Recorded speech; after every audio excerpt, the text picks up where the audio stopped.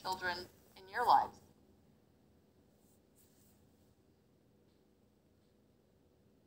Carmen. Well, I want to share, I hear Sheldon and Adrian Cerezo in Puerto Rico and also in Panama. I'm very interested in working in an alliance because I believe that we are doing things in each country, but we are a network of different dots. And in this issue in particular, I think we need to make an alliance, thinking that we are working in this moment with early childhood, with young children, and they are the next generation. For me, it's very important to make a global coalition, working the local global, and we have the opportunity here in the World Forum. I work in different programs related with the children and environment conservation and education. Now I'm working on a campaign, a regional campaign as a coordinator, and my experience working also with children, young organizations like the Red Cross, and what I am doing is giving the resources and the information very accessible and working and making them know that they are part of a network and that we are working together in this network. So we make an experiences working with them, with the local organizations. We send the information that they need to know to act. What Sheldon shared, not all the technical information, to focus on the relevant information for the change, for what they can do in each country, in each municipality, in each place, but knowing that we are working in the same network. And everybody can change and adapt this information according to their experiences. And it's not something that we bring as and we said what we give them. It's this information that is crucial.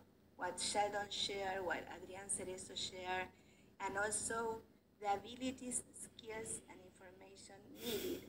But each one will take it and adapt it and develop it according to their culture and their experience, but connected. Because my feeling is that we need to make very now we don't have much time, and the coordinate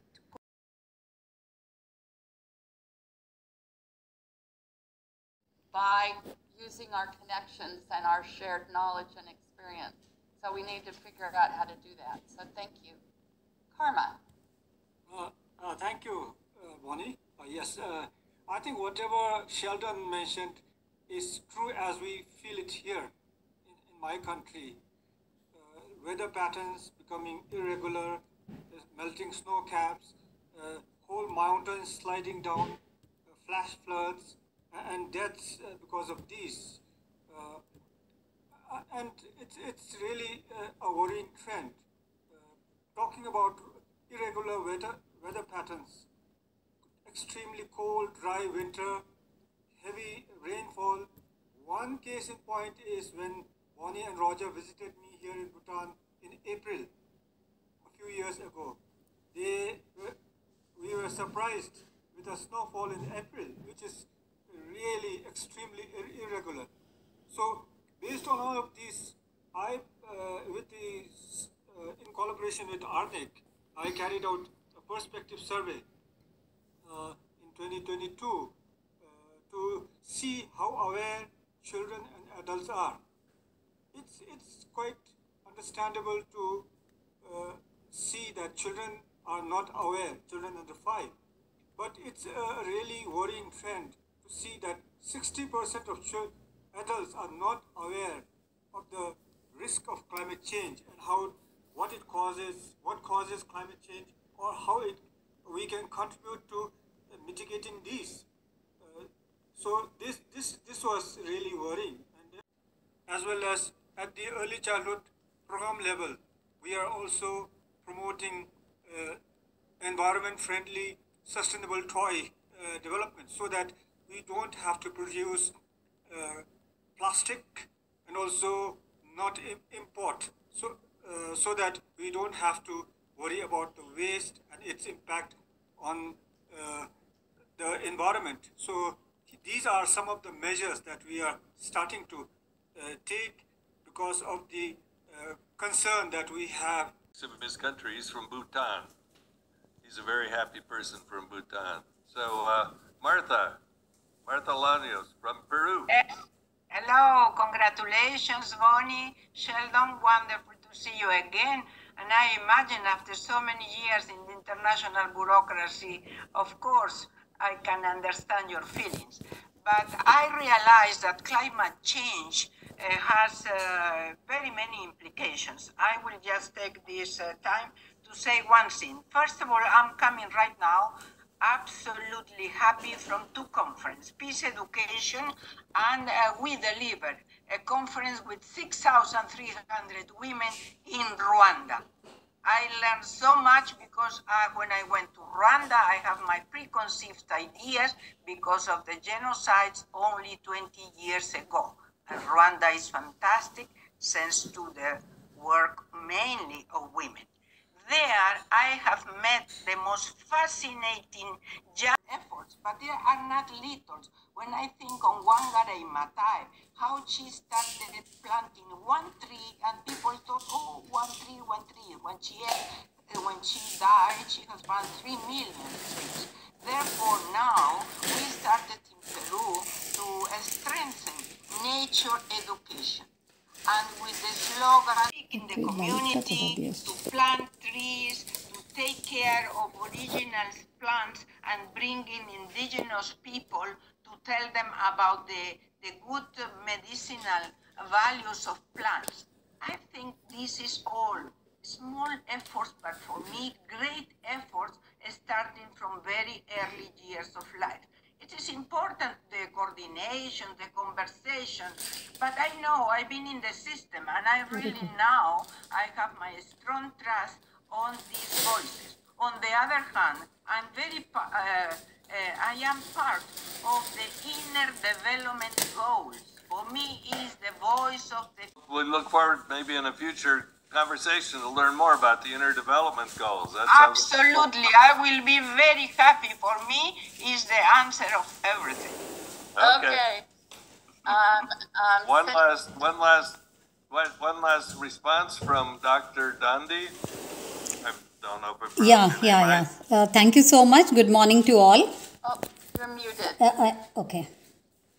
Nehal, you're muted. Yeah. Thank you so much. And 1 minute. Yeah, good morning to all. I am a Fulbright scholar in BCC CUNY, and I am from India basically. And today's conversation, really it's very, very meaningful, because I believe, being an educator for a very long time in Mumbai University, I have been a degree college principal, and I have I am a PhD guide for the school principals. So in that context, I can say that whenever we have seen the content in the books, like, I do a lot of work on the river rejuvenation. Now, when we see the pictures or the information in the books, all show very good kind of picture of these things. But if you go in reality to the field, you find that there is a total disconnect. Because the way rivers, water bodies are polluted, the way deforestation is happening, a lot of tree cutting is happening, this is not there in the books.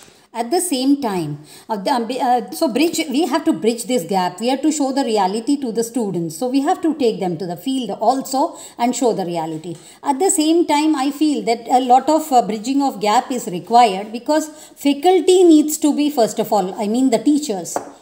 And they also need to be, trained and taught about all these things, so that it can percolate to the early students. Because early childhood is such a phase that from that age, if we can nurture and harness the love towards the nature, a lot can happen. And being a Fulbright now, I am trying to do the curriculum survey of the early childhood.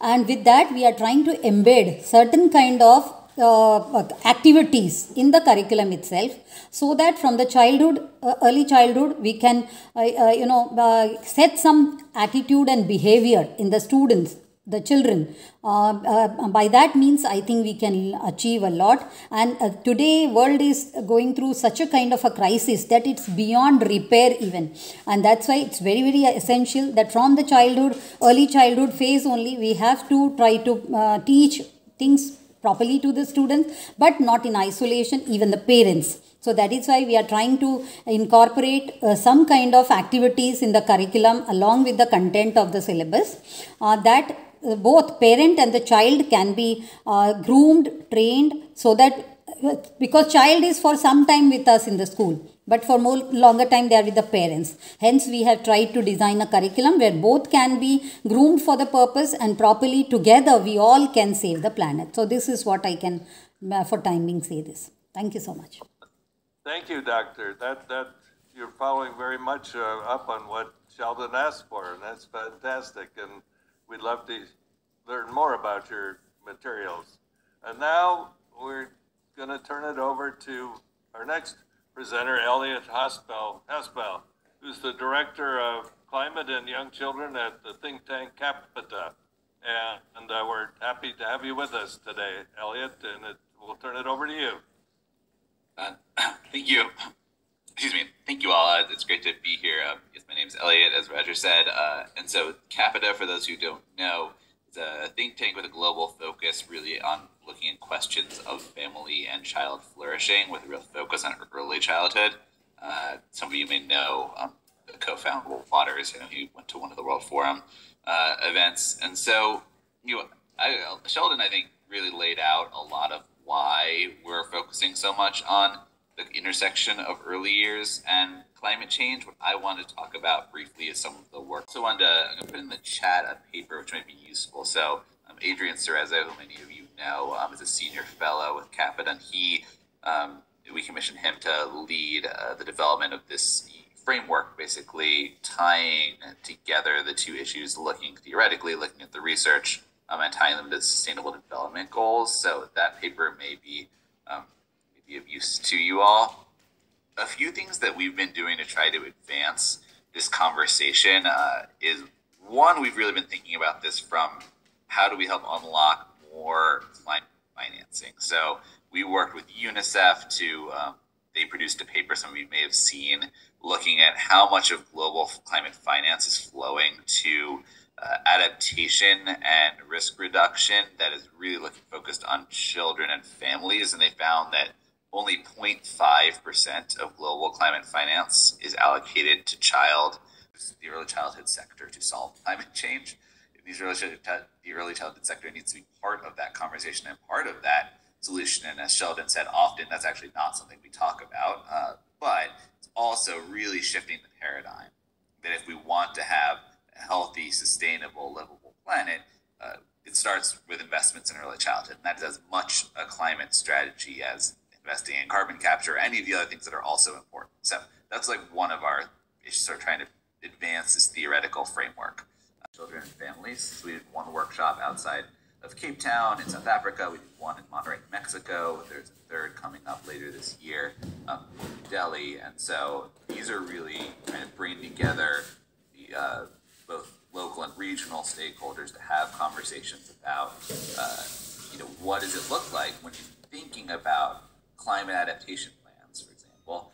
This was kind of a conversation in Cape Town. I was at that one. When you're thinking about climate adaptation plans, how do you make sure that the child voice is there? How do you make sure that, again, childcare providers, pediatric healthcare providers are at the table so that they're able to influence those plans as opposed to being afterthoughts?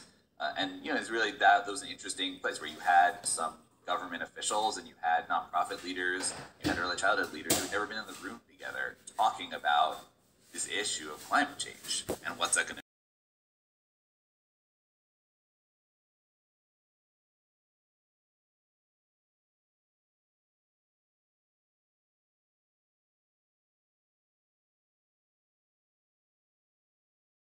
meeting. Now we call on others who have not spoken so far today to share your thoughts and questions about what you're doing or what questions about what Sheldon and Elliot brought up. So we have Caroline Linda, we'll call on first. Thank you very much for the opportunity. My name is Caroline and I am in Kenya. I am a student and I'm also a lover of early childhood development. I work within early childhood development spaces. In Kenya, recently we hosted the Africa Climate Challenge, Summit, and it was quite saddening not to see early childhood development conversations within the great summit that happened. And at one point in one of the rooms, I asked, and it was so strange that I don't know whether as practitioners in the early childhood development, we need to bring in more and more conversations to enable people understand early childhood development as a stage where the foundations are built as opposed to a classroom. Because when people come to finally understand it as a stage, then they will understand why it is important.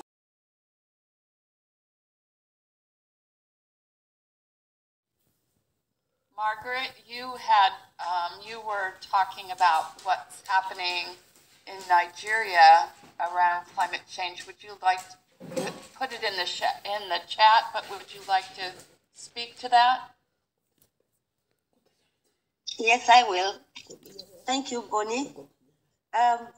Looking around and haven't been in some hospital lately, I noticed that with the current situation in Nigeria, there have been several days of heavy rain downfall. And I'm using Lagos as an example. There's a lot of flooding around, affecting movement of people, affecting the health of children. I have grandchildren too, and I use them as an example. One moment is extremely hot, they are drinking a lot, they're uncomfortable.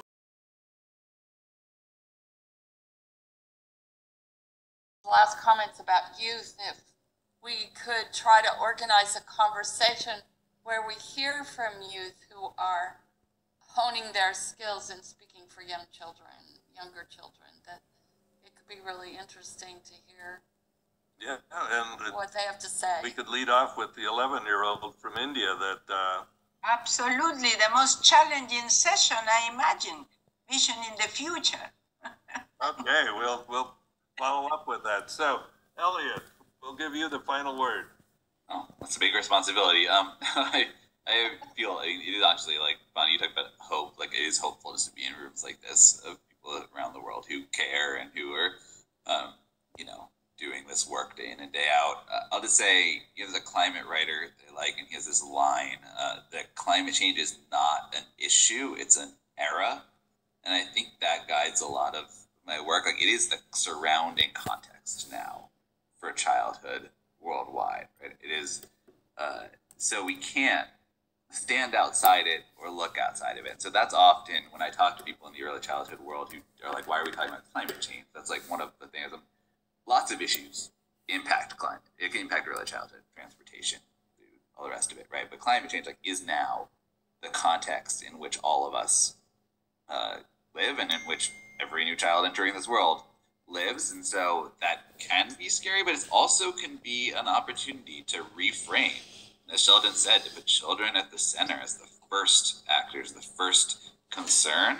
And I think potentially a way to take early childhood and broaden, in a way, the constituency of it.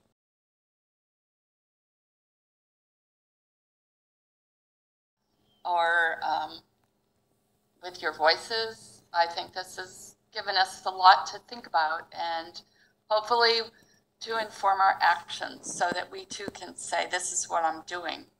So Scott Bilstead, who's coordinating this call today, is going to be taking the recording of this session and editing it, and we'll be posting it in a short while so you can share. If you want to share this conversation with your friends, it'll be on WOFO Global Cafe. It'll be posted for you to access and share. And now Bonnie's going to talk about upcoming. next time. Next time. Next, this opportunity to not talk about people who are in refugee status, but to hear from them directly. And it's a little difficult with time zones and all of that, but we're trying to figure out how to do that.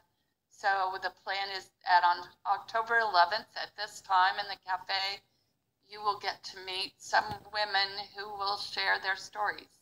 And then we hope you will share yours as well. So if everyone can unmute